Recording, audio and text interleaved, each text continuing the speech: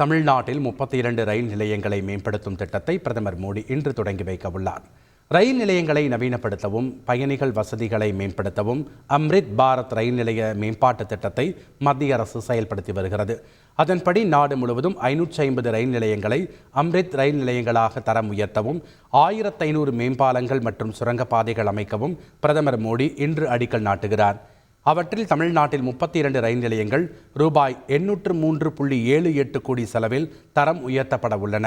சென்னையில் கடற்கரை, கிண்டி, அம்பத்தூர், மாம்பலம் மற்றும் நாமக்கல், கோவை, திருவண்ணாமலை உள்ளிட்ட ரயில் நிலையங்கள் அம்ரித் ரயில் நிலையங்களாக தரம் உயர்த்தப்பட உள்ளன. இந்நிலையில் சோழவந்தான் ரயில் மேம்பாலத்தை பிரதமர் மோடி பொதுமக்கள் பயன்பாட்டிற்கு அர்ப்பணிக்கிறார்.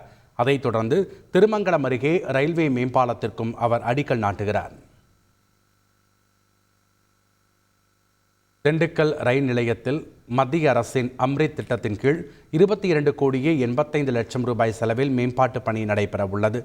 இந்நிலையில் திண்டுக்கல்லில் ஆய்வு மேற்கொண்ட மதுரை கோட்ட ரயில்வே மேலாளர் சரத் ஸ்ரீவத்சவா, திண்டுக்கல் ரயில் நிலையத்தில் புதிய மேற்கூரைகள், நகரும் படிக்கட்டுகள் அமைக்கப்பட உள்ளதாக கூறினார்.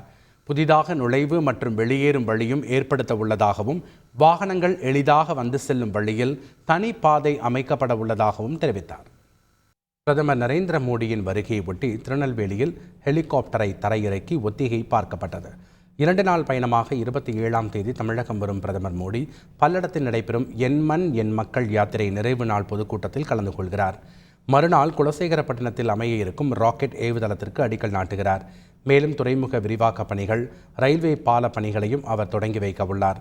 இந்நிலையில் திருநெல்வேலி ஹெலிகாப்டர் இறங்குதளத்தில் ஹெலிகாப்டரை தரையிறக்கி ஒத்திகை பார்க்கப்பட்டது.